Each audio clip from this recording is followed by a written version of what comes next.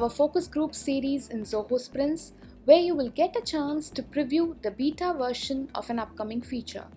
Epics is the next feature in the pipeline that's in its beta phase. You can tune into our Zoho Sprints community learning series to stay updated with our tips and focus groups. Alright, in today's session, we will see what an epic is, how to manage work items in an epic, create your first epic, and how to use the epic progress chart. We will wind up the demo with a Q&A session as well. I have Satya with me, who is the customer support executive for Zoho Sprints, and he will reply to your queries over the live chat window in this webinar. Keep posting your questions, suggestions, or feedback, and we are looking forward to them. An epic is a large user story that cannot be shipped in a single iteration. It might take several sprints to complete an epic. We will now see how epics are managed in Zoho Sprints. For today's demo, I've created a project called eCard for an e-learning portal with 3 epics in it. Developing an eCard for an education website is a project of medium complexity, and it would definitely span over a few months and a few sprints. This is the epics module in the left panel, and I've populated data onto an epic called Design and Code Review for your understanding. I've also associated 3 sprints to this epic, and their details are available here. You can create, reorder, and manage epics in this section, and the rest of the page has the details of the work items associated to the epic that's currently selected. There are also a few work items in the backlog that are associated to this epic. What I would like to convey here is an epic can be associated not only to multiple sprints but also to the work items in the backlog. Like how you move items across statuses in your board, you can move items across sprints in this page. You will be able to move an item from the backlog to an active sprint and from a sprint to a backlog as well. But you will not be able to move anything from or to a completed sprint. In our case, the sprint goals for March 2018 has already been completed, and now I'm trying to move an item from the April sprint to March. That's not possible. Similarly, you will not be able to move anything from a completed sprint onto anything else. To navigate to any specific work item, click the item to view it in detail or modify it.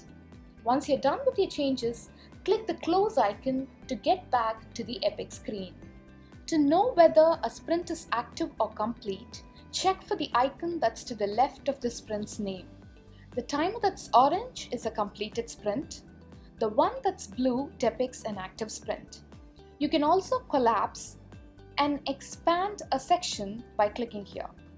Progress of an epic is shown in 2 places. One is the pie that's shaded in green to the left of an epic's name. The percentage completed is depicted below. You can also hover over it to get an overview of the exact work item count for that epic. Then, progress bars are given for the backlog and sprints as well. The gray bar that you see below the backlog or any sprint is the progress bar. Let me show you how a progress bar looks when the items associated to this epic are complete. For example, in the sprint goals for March 2018, the shaded bar is fully in blue. That means the items are all complete. We will now see how to manage an epic. Click the gear icon to the left of an epic's name. You will be able to view the epic's details, modify it, delete it, apply filters, and export the dataset to an XLS or a CSV file. When you click the Details option, you get to read the description of the epic and also a few stats like how many items have been committed and how many have been completed till now. As far as the filter option is concerned, if you want to view only the stories available in this epic, scroll to the filter item type and select story. You'll be able to view the results. Similarly, when you export, you can sort the results based on assignee, creator, item type, and priority. Let's create our first epic now and learn how to associate a work item to it. Click the plus epic button at the top and enter the data as necessary. I'll have my epic's name as transaction module. So as you see, as I key in the name of the epic, do you see a label being automatically created beside the select color field?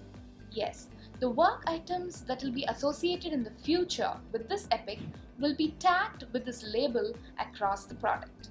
So when you add or associate an item to an epic, this label will automatically be tagged to the work item. Coming back to assigning an owner, only an admin or a manager will be able to create an epic, and similarly, either of them can be owners for an epic. I would like to proceed with the default owner for now, that's me. Coming on to the adding a description field, you can add a description if necessary. I skip it for now. For the label that's been just created, please apply a color so that you can easily differentiate the work items tagged with this epic visually when you're in the backlog or the board. Once you're done with all these, click Create. I'm getting back to the newly created epic now. I will show you how to associate an existing item to it. You can choose work items from either the backlog or any sprint, and also you get to choose the work items that have never been mapped to any epic, that is unmapped, or the ones that already have been associated to an epic, that is the mapped option. For now, I choose unmapped and proceed to associate an item to this epic. We are done with the association. Now you can also see the epic's label in the respective backlog view for that specific item, payment gateways. I hope you learned how to create an epic and associate an item to it. Now we will see how to reorder epics. To reorder, click this icon beside the Create Epic button. Reordering can be done in two ways. You can simply drag and drop and swap them as you wish, or you can enter the sequence number of the epic to which the current one has to be swapped with. And once you're done with entering the sequence number, please don't forget to hit enter. Once you're done, we are done with reordering. With this, we have almost covered all the major aspects of epics in Zoho Sprints until now. But it isn't over yet. We have also introduced a chart exclusively to view an epic's progress. I'm heading to the Reports module now. I'm sure you can see an option in the left called Epic Progress. So here, you will be able to view the progress of an epic in terms of its weightage and work item count. As I had already told, an epic is a combination of work items from backlog and multiple sprints. The progress of the work items in the backlog and its sprints only cumulatively account to the progress of this epic. So the epic selected here on the screen that you see is Design and Code Review. So on the x-axis of the report, we see the status of work items associated to it from the backlog and also the other 3 sprints. On the y-axis, the total estimation points will be projected. You can also view the list of work items by clicking the relevant shaded bars, be it the blue bars or the orange bars. Yes, once you click any shaded bar, it takes you to the relevant section, and you can also navigate to a specific item from that section by clicking the work item in that section. If you want, you can modify the work item by clicking the item, and once you're done with the changes, click the close icon and get back to the Epic report screen. We have also introduced epic-based burn-up and burn-down charts. Go to the burn-up chart and choose epics in the drop-down. So you will be able to see the epic-based burn-up report. Similarly, you can also go to the burn-down chart and view the epic-based chart. So epics is by default selected here, and the dotted line that you see shows the predicted completion phase of this epic, and the actual line is in a complete orange straight line that's there here.